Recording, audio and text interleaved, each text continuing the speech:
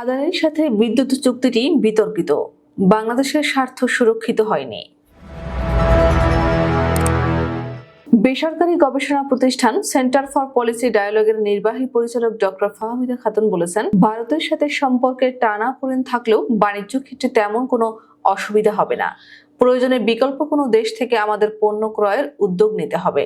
আদানির সাথে বিদ্যুৎ আমদানি চুক্তিটি বিতর্কিত ও একপাক্ষিক হয়েছে। জনগণকে পাশ কাটিয়ে এই চুক্তি করা হয়েছে। এখানে বাংলাদেশের স্বার্থ সুরক্ষিত হয়নি। আজ রবিবার রাজধানীর এফডিসিতে ডিবেট ফর ডেমোক্রেসি আয়োজিত আর্থিক খাতে সুশাসনের অভাবই দুর্নীতি প্রতিরোধে বড় চ্যালেঞ্জ শীর্ষক ছায়া সংসদের প্রধান অতিথির বক্তব্যে তিনি এসব কথা বলেন। অনুষ্ঠানে সভাপতিত্ব করেন ডিবেট ফর ডেমোক্রেসির চেয়ারম্যান হাসান আহমেদ চৌধুরী কিরণ। তিনি বলেন, ভারতের সঙ্গে সম্পর্কের টানাপোড়েন থাকলেও বাণিজ্য ক্ষেত্রে তেমন কোনো অসুবিধা হবে না। প্রয়োজনে বিকল্প কোনো দেশ থেকে আমাদের পণ্য ক্রয়ের উদ্যোগ নিতে হবে। উল্লেখ্য, আদানি গ্রুপের সঙ্গে পিডিবির চুক্তি খতিয়ে দেখতে 5 সেপ্টেম্বর 9 সদস্যের একটি উচ্চ পর্যায়ের কমিটি গঠন করে শুল্ক, গোয়েন্দা ও তদন্ত অধিদপ্তর।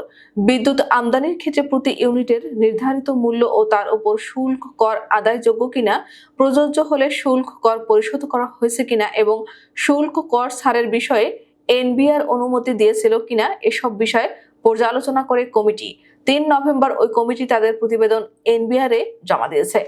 প্রতিবেদনে বলা হয়েছে, এনবিআর থেকে অব্যাহতির আদেশ না থাকা সত্ত্বেও ভারতীয় বিদ্যুৎ রপ্তানিকারক প্রতিষ্ঠান আদানি গ্রুপ থেকে বিদ্যুৎ আমদানি করে পিডিবি কর্তৃক শুল্ক কর পরিশোধ না করায় 39 কোটি 73 লাখ ডলার অর্থাৎ 4,688 কোটি টাকা $1.118 হিসেবে আদায়যোগ্য। অর্থাৎ এই অর্থ পিডিবি থেকে এনবিআর কে পরিশোধ করার কথা থাকলেও তা করেনি।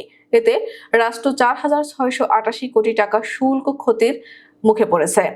শুল্ক গোয়েন্দা প্রতিবেদনে আরো বলা হয়েছে, আদানির সঙ্গে চুক্তির আগে বাংলাদেশের বিদ্যুৎ বিভাগ ভারতের রাষ্ট্রীয় বিদ্যুৎ বিতরণ সংস্থা এনটিপিসি বিদ্যুৎ নিগম লিমিটেড থেকে বিদ্যুৎ কেনে। এক্ষেত্রেও এনবিআর শুল্ক অব্যাহতি সংক্রান্ত আদেশ জারি করেনি। ফলে এনটিপিসি থেকে বিদ্যুৎ কেনার ক্ষেত্রে বিদ্যুৎ বিভাগ শুল্ক কর ফাঁকির দায় এড়াতে পারে না। তাই বিদ্যুৎ বিভাগকে শুল্ক পরিশোধের নির্দেশনা দেওয়া যেতে পারে। তথ্যানুসন্ধানে জানা গেছে, 2017 সালের 5 নভেম্বর আদানি পাওয়ারের সঙ্গে বিদ্যুৎ উন্নয়ন বোর্ড চুক্তি সই করে। 1496 মেগাওয়াট বিদ্যুৎ কেনার ওই চুক্তি সইয়ে কঠোর গোপনীয়তা অনুসরণ করা হয়। চুক্তির খসড়ার উপর মতামত দিতে সরকারের অন্য কোনো দপ্তরে পাঠানো হয়নি। এমনকি বিদ্যুৎ বিভাগে এলেও তা পিডিবিতে পাঠানো হয়নি। 2022 সালের শেষের দিকে আলোচনায় আসে আদানির চুক্তির বিষয়টি। নিয়ম অনুযায়ী সরকার অন্য কোনো দেশের সঙ্গে আন্তর্জাতিক চুক্তি বা প্রটোকল স্বাক্ষরের আগে সংশ্লিষ্ট দরপত্রগুলোর মতামত নিয়ে থাকে। চুক্তি স্বাক্ষরকারী ব্যক্তি হিসেবে বিদ্যুৎ উন্নয়ন বোর্ডের তৎকালীন চেয়ারম্যান ও চুক্তির কপি দেখার সুযোগ পাননি। শুধু চোখ বন্ধ করে স্বাক্ষর করতে হয়েছে তাকে। পুরো বিষয়টি তত্ত্বাবধান করেন তৎকালীন বিদ্যুৎ ও জ্বালানি সচিব ডক্টর আহমেদ কায়কাউস। এতে করে চুক্তিতে কি কি ধারা রাখা হয়েছিল তা বিদ্যুৎ খাত সংশ্লিষ্ট কোনো কর্মকর্তাই জানতেন না।